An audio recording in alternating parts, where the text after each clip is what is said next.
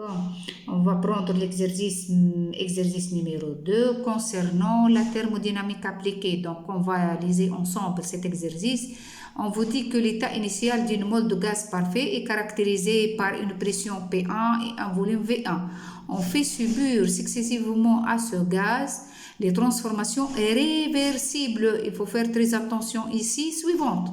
Donc, on a une détente isochore qui double son volume. Vous avez une compression isotherme qui le ramène à son volume initial et un refroidissement isochore qui le ramène à l'état initial. On vous demande pour chaque cas les paramètres PV pour chaque état ou pour chaque cas. On va représenter ensemble le cycle de Clapeyron suite à ces transformations et on vous demande de calculer le travail, la chaleur et la variation de l'énergie interne correspondant à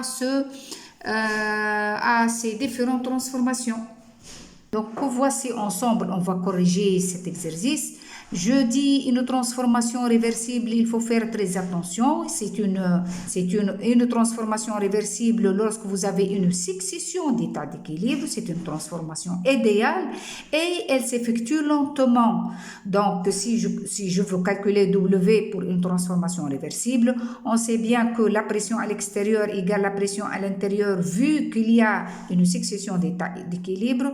On sait bien que W égale à moins P l'intégrale de dV de V1 à V2 égale moins P fois V2 moins V1. Donc, le premier cas, on vous parle d'une détente isobare qui double son volume. Et une détente, c'est-à-dire le volume va augmentant. V1 égale V2 égale de V1. Vous avez d'un point A de coordonnées P1, V1, on va vers un point B de coordonnées P2 de V1.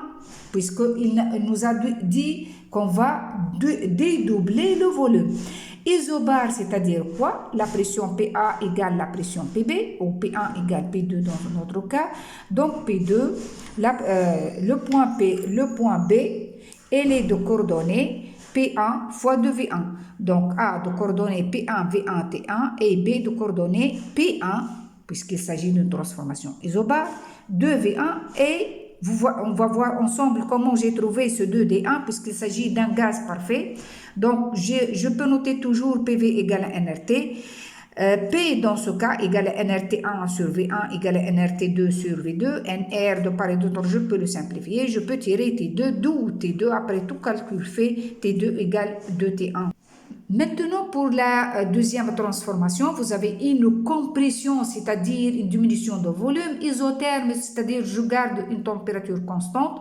Donc, deux points de coordonnées P1, 2V1 et 2T1, on va vers un point C de coordonnées P3 qu'on va chercher ensemble, V1 et puisqu'il dit qu'il s'agit de transformation isotherme, donc T3 automatiquement elle est égale de T1. Donc un gaz parfait isotherme, la transformation, je peux noter toujours PBVB égale à PCVC. Donc je note de cette manière PC égale, après tout calcul fait, égale 2P1. D'où C, elle est de coordonnées 2P1V1 et 2T1.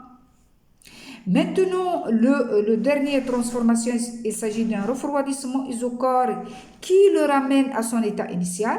Refroidissement, c'est-à-dire diminution de volume. Isochore, je garde le volume constant. État initial, c'est-à-dire que je vais avoir notre état A.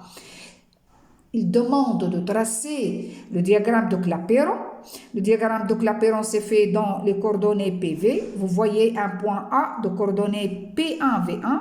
On va doubler le volume vers un point B. Donc de V1, je vais isobare vers 2V1. Isotherme, c'est de cette manière, c'est la courbure en vert. Et je garde le point C. C, elle est de coordonnées 2P1 avec le même volume que V1 et maintenant le refroidissement, vous voyez, il s'agit de notre cycle de transformation. Je finis cette étape. Merci.